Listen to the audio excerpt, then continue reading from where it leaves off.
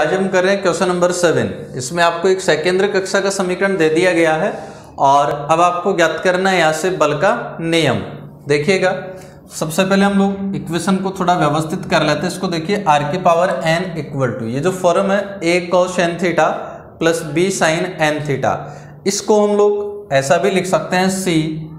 cos n theta plus d। ठीक है, इसको आप लोग इस फॉर्म में लिख सकते हैं। क्यों लिख सकते हैं? देखिए भाई, इसका जैसे हम लोग फॉर्मूला यूज करते हैं c cos n theta plus d का, तो ये c cos n theta plus d, इसको आप ऐसा लिख सकते हैं cos n theta cos d plus sin n theta sin d। ये यहाँ माइनस आएगा। ठीक है, इसका जो प्रसार है वो इसी प्रकार से करते हैं आप लोग। अब इसको देखना जरा भाई, ये c cos n theta cos d, एक तो ये बनेगा। अब इसमें आप देख सकते हैं c एक कांस्टेंट है, cos d भी कांस्टेंट है, और दो कांस्टेंट राशियों का जो मल्टीप्लिकेशन है वो भी एक कांस्टेंट होता है, इसलिए c cos d एक कांस्टेंट होगा, जिसको आपने यहाँ पर क्या लिख लिया a, तो बन गया a cos n थीटा। इसी प्रकार से यहाँ माइनस c sin d, ये आपके पास में कांस्टेंट है जिसको हमने लिख दिया है b, और फिर ये आ गया आपका sin n थीटा, है ना, नेगेटिव कांस्टेंट b में शामिल हो गया है। तो ये जो इक्वेशन था इसको आप लोग ऐसा लिख सकते हैं। हमने ऐसा क्यों लिख लिया? कैलकुलेशन की सुविधा के लिए। अब इसको हल कर लीजिएगा, r को चेंज करिए u में, तो 1/u की power n equal to c तो कांस्टेंट है, और cos n theta plus d, तो cos n theta plus d। ठीक है भाई, तो यहाँ से अगर हम देखें u की पावर n को, तो ये आ जाएगा 1/c, और 1/cos का मतलब ये हो जाएगा sec n theta plus d। ठीक है भाई, हमने ज्ञात कर लिया u की पावर n, और अब u की पावर n अगर ज्ञात कर लिया तो फिर देखिए, अब कर लो थीटा के सापेक्ष अवकलन। तो थीटा के सापेक्ष अवकलन करने पर, थीटा के सापेक्ष अवकलन करने पर करिए भाई, देखो क्या बनेगा। सबसे पहले u की पावर n का हम लोग करेंगे, u की पावर n का अवकलन जब कर देंगे तो n u की power n minus 1 du upon d theta equal to 1/c constant है, और सेक का जो अवकलन है ये हम लोग जानते हैं सेक इंटू टेन होता है, तो इसका जो अवकलन है ये इस प्रकार से हो जाएगा सेक n theta plus d into tan n theta plus d, और फिर n थीटा प्लस d का जो अवकलन है ये आपके पास में आ जाएगा n, और n से n हो जाएगा कैंसिल। तो अब ये आपके पास में जो बचा है इसके दोनों पक्षों को साथ ही में u से मल्टीप्लाई करके भी लिख देना। u से मल्टीप्लाई करके जब लिख देंगे तो ये आ जाएगा u की power n du upon d theta equal to 1/c, और u से मल्टीप्लाई कर दिया तो ये 1/c dot u sec n theta plus d dot tan n theta plus d। ठीक है भाई, तो ये अपने पास में आ गया। अब इसमें ये जो u की पावर n है इसका वैल्यू पुट कर दीजिएगा, तो u की पावर n को आप लोग लिख देंगे 1/c sec n theta plus d du upon d theta equal to 1/c dot u dot sec n theta plus d dot tan n theta plus d। ठीक है भाई, और अब आप लोग देख सकते हैं 1/c कैंसिल हो जाएगा, इसके अलावा sec n theta plus d cancel हो जाएगा, तो आपके पास बचा du upon d theta, du upon d theta equal to, हाँ भाई इधर से बचा u tan n theta plus d, तो ये आ गया u tan n theta plus d, और अब इसके दोनों पक्षों का अवकलन कर लीजिए आप थीटा के सापेक्ष एक बार फिर से। तो अब जब अवकलन कर लेंगे आप लोग तो du अपॉन डी थीटा का हो जाएगा d2u upon d theta square equal to, हम गुणा के नियम से करेंगे तो u, और into tan n theta plus d का अवकलन करेंगे ये हो जाएगा sec square n theta plus d, और n थीटा प्लस d का जो अवकलन है n हो जाएगा, प्लस अब की बार u का कर लेंगे तो du upon d theta tan n theta plus d। ठीक है, तभी आपके पास में d2u upon d theta square equal to nu sec square n theta plus d, और plus d u upon d theta का वैल्यू पुट कर दीजिए ऊपर से, तो ये हो जाएगा यू, और tan n theta plus d, जब tan n theta plus d से मल्टीप्लाई हो जाएगा तो tan square n theta plus d. ठीक है भाई, ये आ गया d two u upon d theta square. अब सेकेंद्र कक्षा का जो अवकल समीकरण है हम लोग जानते हैं, उसको लिख लीजिएगा। तो सेकेंद्र कक्षा का अवकल समीकरण, सेकेंद्र कक्षा का अवकल समीकरण, हाँ भाई लिखिएगा, जानते हैं हम लोग सेकेंद्र कक्षा का जो अवकल समीकरण है ये होता है u plus d two u upon d theta square equal to p बटा h square u square. Value put कर लीजिएगा इसके अंदर। सबसे पहले u plus d two u upon d theta square, इसका वैल्यू पुट करिए भाई यहाँ से, तो ये आ जाएगा n u sec square n theta plus d plus u tan square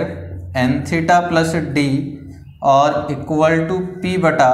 H square u square. ठीक है ना, ये आपके पास में आ गया भाई। और अब इसको सोल्व कर लेंगे हम लोग। इधर से साफ कर देता हूं।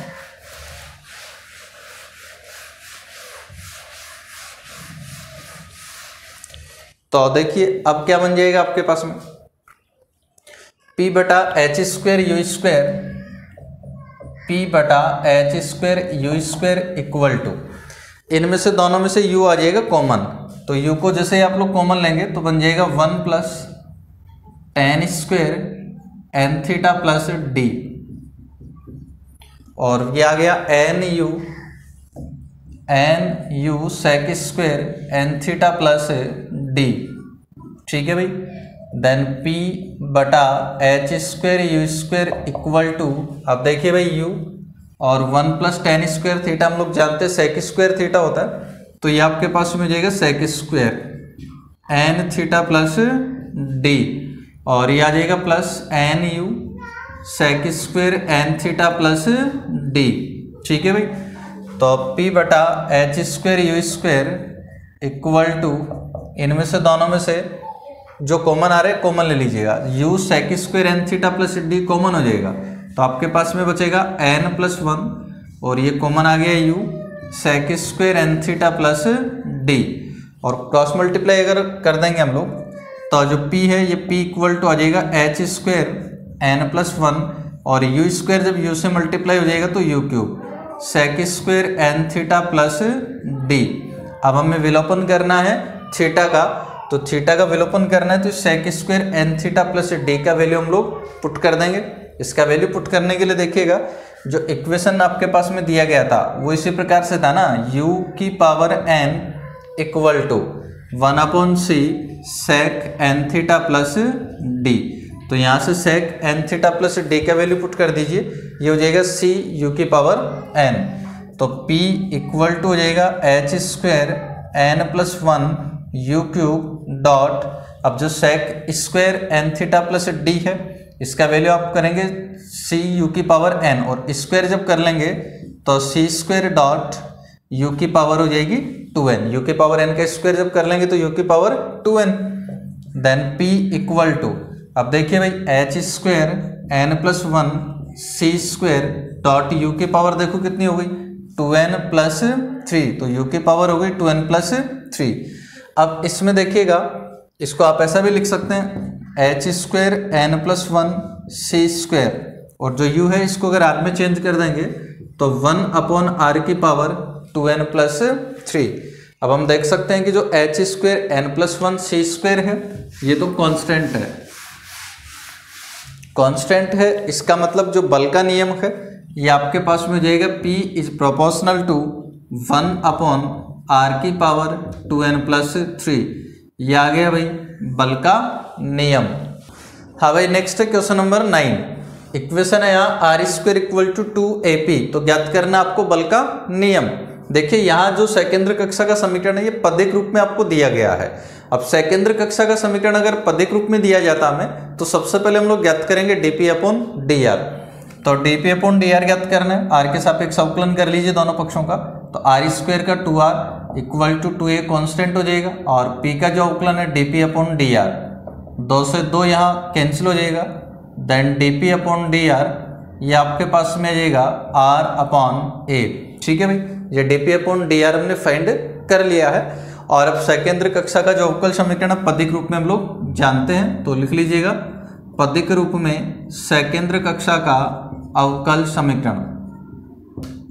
सेकेंद्र कक्षा का अवकल समीकरण। ठीक है भाई, तो लिखिएगा देखो,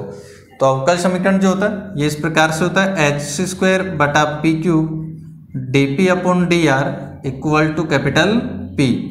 तो वैल्यू पुट कर दीजिएगा h² बटा पी क्यूब, तो यहाँ से P का वैल्यू फाइंड कर लीजिएगा r² अपॉन 2a। अब r² अपॉन 2a है तो घात अगर 3 कर देंगे तो एक बार तो मैं P का वैल्यू पुट कर लेता हूँ यहाँ r² अपॉन 2a, और इसका आप लोग कर दोगे whole cube dp upon dr, ये dp अपॉन dr भी अपने फाइंड कर लिया r अपॉन a और इक्वल टू कैपिटल P। ठीक है भाई, तो इसको हल कर लीजिएगा, कैपिटल P क्या मिल जाएगा आपको यहाँ से, ये तो h² हो गया डॉट ये व्युत्क्रम बन जाएगा ना, इसका उल्टा हो जाएगा बटा में, तो 2a और 2a का जब घात 3 कर दोगे तो कितना हो जाएगा 8a³ अपॉन ये r² की जब घात 3 कर देंगे तो r की पावर कितनी हो जाएगी 6, तो ये लीजिएगा r की power 6 dot r upon a, dot r upon a। ठीक है भाई, ये आ गया आपके पास में capital P equal to r से r यहाँ हो जाएगा कैंसिल, तो और a से a भी हो जाएगा कैंसिल, तो ये बचा 8h² a² अपॉन r की पावर 5। ठीक है भाई, अब इसमें आप लोग देख सकते हैं कि 8h² a² ये कांस्टेंट है, कांस्टेंट है इसका मतलब जो बल है ये समानुपाती है 1 अपॉन r की पावर 5 के, ये आ गया बल का नियम। नेक्स्ट क्वेश्चन नंबर 10, एक सकेंद्र कक्षा दिए हुए केंद्रीय बल के अधीन निर्मित होता है, इसके किसी भी बिंदु पर वेग उसके बल केंद्र से दूरी का व्युत्क्रमानुपाती है, प्रदर्शित कीजिए कि पथ एक समान कोणिक सर्पिल है। देखिए भाई, आपको यहाँ दे दिया गया है कि जो वेग है ये वेग दूरी का व्युत्क्रमानुपाती है, यानी कि v is proportional to 1 upon r है ना, वेग बल केंद्र से दूरी का व्युत्क्रमानुपाती है, तो v is proportional to 1 upon r। तो एक कांस्टेंट ले लेंगे तो v equal to mu upon r हो जाएगा, या इसको आप ऐसा भी लिख सकते हैं म्यू 1 अपॉन r को क्या लिख दोगे u, और स्क्वायर कर लीजिए दोनों पक्षों का तो v², और फॉर्मूला हम लोग जानते हैं सेकेंद्र कक्षा में अगर वेग v होता है तब वेग के लिए जो फॉर्मूला होता है v², ये बराबर हुआ करता है h² into du upon d theta का whole square plus u² equal to इधर से इसका वर्ग कर लोगे तो μ² ठीक है भाई, ये आपके पास में v² के लिए फॉर्मूला आ गया। अब इसके दोनों पक्षों में h² का भाग दे दीजिए, h² का भाग देंगे तो du अपॉन d थीटा का whole square plus u² equal to μ² upon h² dot u²। ठीक है भाई, हमें ज्ञात करना क्या था, पथ का समीकरण, तो पथ का समीकरण यानी r और थीटा में संबंध ज्ञात करना में। अब r और थीटा के संबंध के लिए आप संबंध ज्ञात करेंगे u और थीटा में, तो u और थीटा में किस प्रकार से करोगे, देखो इस u² का कर दो पक्षांतरण, इसका पक्षांतरण जब आप लोग कर लोगे तो du अपॉन d थीटा का होल स्क्वायर इक्वल टू हो जाएगा, देखो μ² बटा h² dot u² minus u²। तो अब ये आपके पास हो जाएगा du अपॉन d थीटा का होल स्क्वायर इक्वल टू, देखो भाई u² कॉमन आ जाएगा, दोनों में से कॉमन आएगा तो वर्गमूल बन जाएगा u, और बचेगा रूट फिर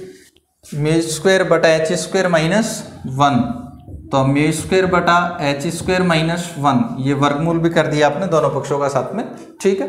तो कॉमन लिया u² हुआ, वर्गमूल कर दिया u, और जो बचा μ² बटा h² माइनस 1, इसका आप लोग क्या कर दोगे रूट।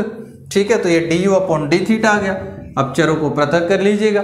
u को एक साइड कर दो और थीटा को दूसरे साइड कर दो, ऐसा जब कर लोगे तो यह आ जाएगा du upon u equal to root μ² बटा h² माइनस 1 d थीटा, तो du upon u equal to ये जो कांस्टेंट राशि है ना μ² बटा h² माइनस 1, इसको मैं a लिख देता हूँ भाई, d थीटा है ना, तो यहाँ a किसको लिख दिया आपने, रूट μ² बटा h² माइनस 1 को, अब कर लो इसके दोनों पक्षों का integration, then integration of d u upon u equal to a integration of d theta. अब आप लोग जानते हैं डी यू अपॉन यू, तो इंटीग्रेशन क्या हो जाता है भाई, log u equal to a constant है डी थीटा का इंटीग्रेशन थीटा हो जाएगा, और एक कांस्टेंट में ऐड कर देता हूं भाई लॉग बी, तो लॉग यू, लॉग हटा देंगे दोनों पक्षों से हम, तो लॉग हटा देंगे तो u इक्वल टू, इधर से देखो ए थीटा है तो लॉग हटा रहे हैं तो e की पावर ए थीटा बन जाएगा, तो e की पावर ए थीटा और ये b मल्टीप्लाई में आ जाएगा यहाँ से लॉग कैंसिल होने के बाद, तो ये आ गया u equal to b e की पावर ए थीटा।